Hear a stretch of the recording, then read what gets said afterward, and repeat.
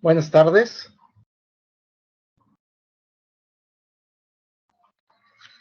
Mi nombre es Francisco Sánchez Delgado, alumno de la Universidad IEXPRO del Seminario de Profundización en Defensa Oral y Litigio Estratégico.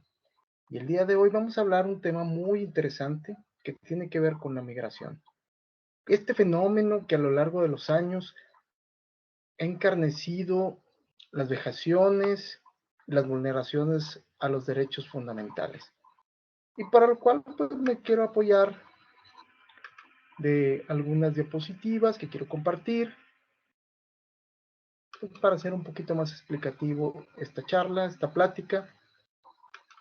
Y bueno, sabemos que la migración pues es un fenómeno que a lo largo de los tiempos, al inicio de los tiempos, somos una raza migratoria desde el inicio de los tiempos. La migración en tiempos modernos pues ha dado un fenómeno derivado de buscar mejores condiciones para los migrantes.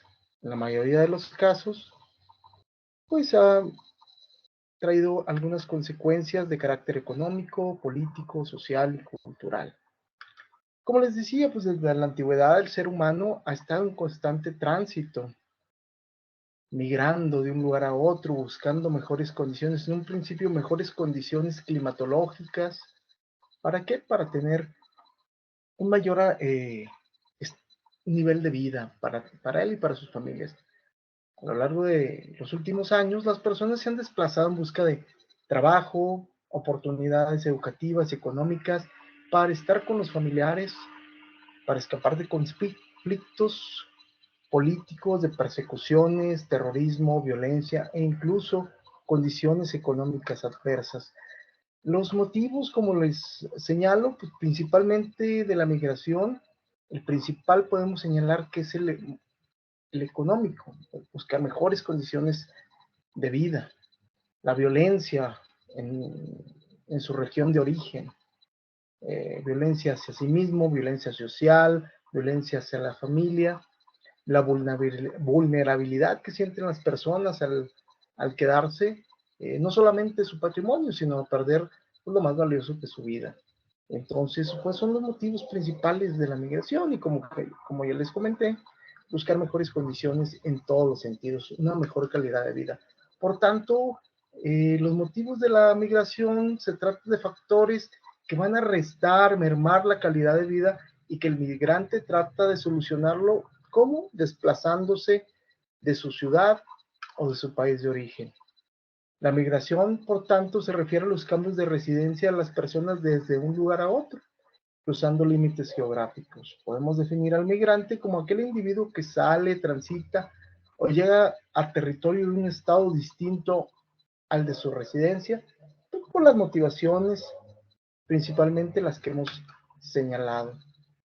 La situación migratoria en México, pues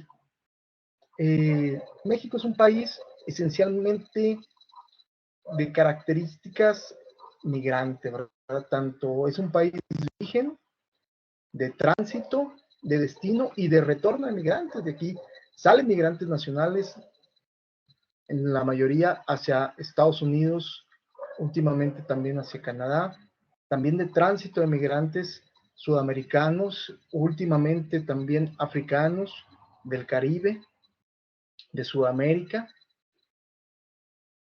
y de retorno, ¿verdad? Retornan los connacionales que en algún tiempo estuvieron cruzando la frontera, retornan a México y pues también algunos migrantes lo toman como destino por sus condiciones que si bien no son similares a las de los países del norte, Estados Unidos o Canadá, tienen un nivel de vida superior al de su país de origen.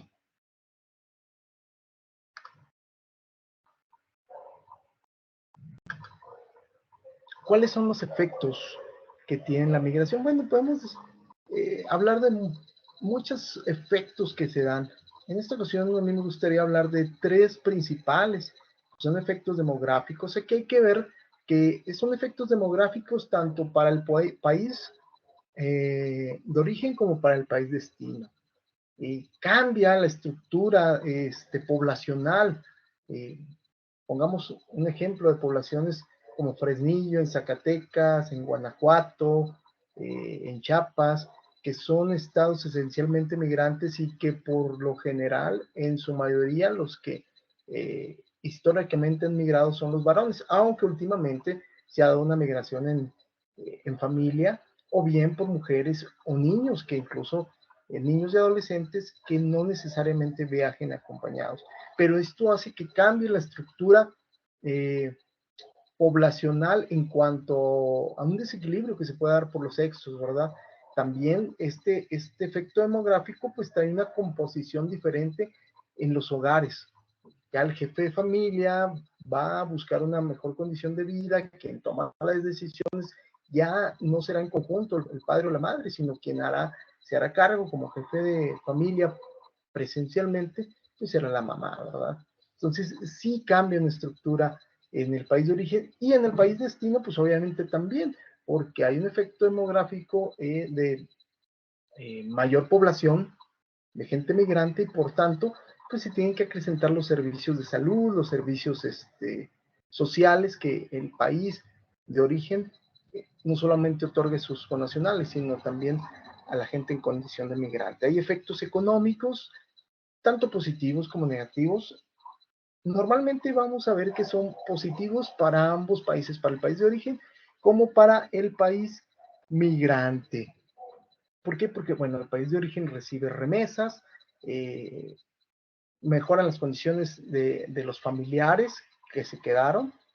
Sin embargo, también hay un déficit en el empleo y el salario porque hay menos mano de obra, menos crecimiento económico y productividad en esas regiones que lucen abandonadas. En sentido contrario, en el país de origen se crean mayores oportunidades de empleo, se busca realizar actividades que los nativos del país de origen no quieren realizar. Ponemos el ejemplo del campo en Estados Unidos, el reciente conflicto en Florida, donde en un principio el gobernador decía, yo ya no quiero migrantes, y después, pues esas manifestaciones y decisiones pues las echó en reversa porque se dio cuenta que se necesita mano de obra migrante, ¿verdad?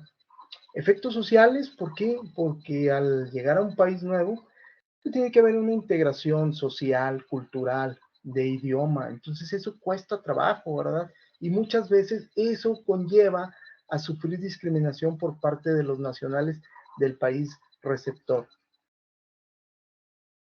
Es importante señalar que hay migrantes que van a vivir una situación vulnerable. Si en sí la situación per se de migrante ya trae consigo una vulnerabilidad eh, por lo que históricamente se da de efectos discriminatorios de los connacionales hacia los migrantes que tienen que transitar en condiciones insalubres, inseguras, de violencia, de secuestros, pues más todavía dentro de los migrantes, pues hay grupos que todavía llevarán una mayor vulnerabilidad como resultado de estas situaciones que los obligan a abandonar su país de origen. ¿Y quiénes podrán sufrir estas situaciones vulnerables? Pues aquellos que por su edad, identidad, género, preferencia, raza, discapacidad, estado de salud,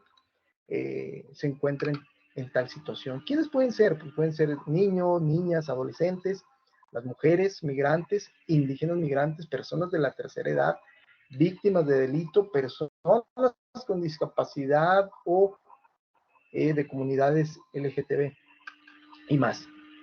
En México es importante resaltar que existe una unidad de investigación de delitos para personas migrantes a cargo de la Fiscalía General de la República, que va a investigar todas aquellas vulneraciones de derechos humanos a través de denuncias que puedan hacer los mismos migrantes.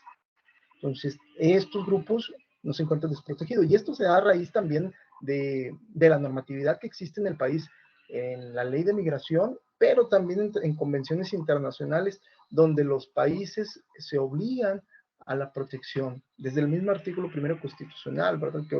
Que obliga a proteger a todas las personas, en motivo de sus derechos fundamentales. ¿Cuáles son los derechos más importantes que tienen los migrantes? Bueno, pues es el derecho a la libertad de tránsito, que nos dicen que este no podrá ser restringido sino por alguna ley respectiva y por cuestiones de seguridad pública. Los migrantes tienen derecho a la seguridad jurídica, al debido proceso, a la asistencia legal profesional en un proceso judicial. Obviamente, a no ser discriminados por su calidad de migrantes, a solicitar asilo si son víctimas de alguna persecución política, a que se les reconozca su condición de refugiados y por condiciones de seguridad, violencia, terrorismo, tienen que huir de su estado de origen, tienen derecho a no ser incomunicados. Un migrante no es un criminal, ¿verdad? Podremos decir que por ahí un migrante que no cuenta con alguna de las calidades migratorias, bueno, pues está faltando administrativamente. Sin embargo, no podemos decir que, o no podemos criminalizarlo por el simple hecho de ser migrante. Tienen derecho a no ser detenidos en mediaciones o dentro de albergues donde ellos puedan descansar, a la protección de la unidad familiar. ¿Qué quiere decir? Que se busca que las familias migrantes no sean separadas, que normalmente estén unidas en cualquier proceso administrativo migratorio. Y pues si hay algún retorno a su país de origen, tiene que ser dentro de este principio de unidad familiar. Obviamente, respetar la dignidad humana. De derecho humano, yo diría que la dignidad humana, o manifiesto y afirmo que la dignidad humana es la premisa y el fin de los derechos humanos, ¿verdad? Derecho a no ser criminalizado, ya lo hemos comentado, a un alojamiento digno, a no ser incomunicado, si no habla el idioma del país de origen, a tener un intérprete o traductor. Y esto es muy importante, el interés superior de la niñez. Y con esto hay una serie de derechos enormes, ¿verdad? De que obviamente por los principios de indivisibilidad y universalidad, interdependencia, pues tienen que ser aún mayormente aplicados a la niñez, a los niños, niñas y adolescentes migrantes, es decir, tienen derecho a recibir educación, por lo menos educación básica, es derecho a la salud, derecho a un lugar o a ser atendidos, dadas sus condiciones de niñez, de acercamiento con las autoridades consulares de su país, de poder ponerse en contacto con sus familiares, etc. Por último, pues es importante hablar de las calidades migratorias que establece nuestra normatividad en México, y esto se da a través de la Ley de Migración, que fue promulgada en 2011 bajo el mandato del presidente Felipe Calderón. Y conforme a esta legislación, un extranjero puede tener una condición migratoria, ya sea de visitante, residente temporal o residente permanente, con o sin autorización para trabajar o realizar actividades remuneratorias. Y vamos a ver cada una de ellas. Visitante, bueno, pues estos pueden ser sin permiso para realizar actividades remuneradas, normalmente un turista, y que puede extenderse hasta 180 días. También un visitante con permiso para realizar actividades remuneradas hasta 180 días. Esto puede ser un catedrático o quien realice actividades culturales o deportivas, o que pueda tener una expectativa de tener un trabajo posterior, ¿verdad? Permanente en México, un visitante regional. Sobre todo, estos son visitantes de zonas fronterizas que tendrán un permiso de hasta 7 días. Un visitante trabajador fronterizo, que su permiso puede ser hasta un año. Esto es muy importante porque los visitantes por razones humanitarias luego se pueden convertir en residentes permanentes.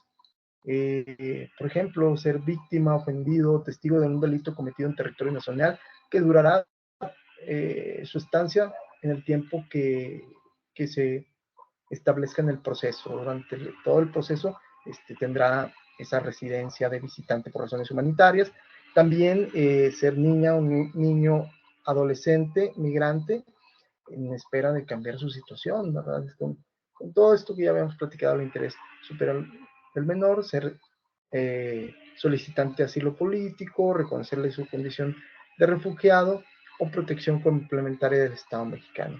Y bueno, también puede ser un visitante con fines de adopción y que durará en el país durante el trámite correspondiente o que se otorgue el acta respectiva. También pueden ser la siguiente calidad migratoria: residentes temporales o residentes permanentes.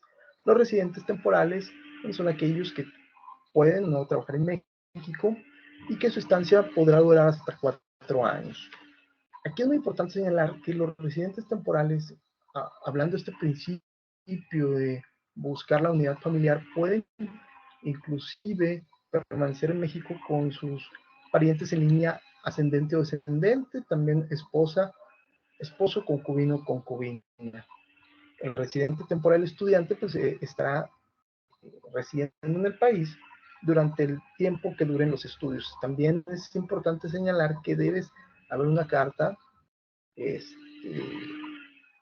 expedida por la institución educativa donde se está otorgando esta calidad, ¿verdad? Donde se le está otorgando o se le está señalando que va a residir por un tiempo determinado para realizar los estudios correspondientes. Es un requisito que las autoridades migratorias solicitan. Y el residente permanente, bueno, pues es una permanencia ya definitiva en México, ¿verdad? Podrán entrar y salir del país las veces que sean o que dispongan, sin limitación alguna.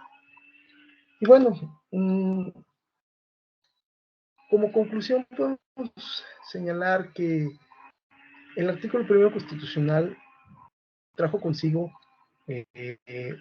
no solamente el artículo 1, sino toda la reforma en materia de derechos humanos, un cambio, un paradigma nuevo en el reconocimiento de los derechos que se brinda a todas las personas por igual, y creando un bloque de constitucionalidad y convencionalidad que, bueno, tratándose de derechos fundamentales, busca la máxima protección de las personas.